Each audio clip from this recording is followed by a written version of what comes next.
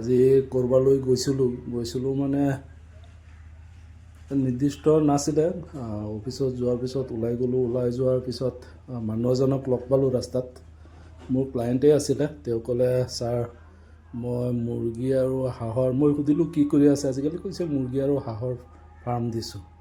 আপুনি মোৰ ভিডিঅ' বনাই থাকে নহয়, আপুনি মোৰ ফাৰ্মত গৈ ভিডিঅ' বনাব, কেতিয়া যাব কওক।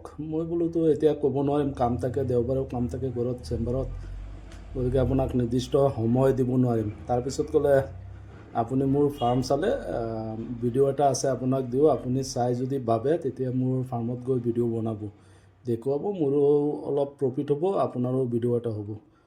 তেওঁ ভিডিঅ'টো দিলে, বলক চাওঁ ভিডিঅ'টো।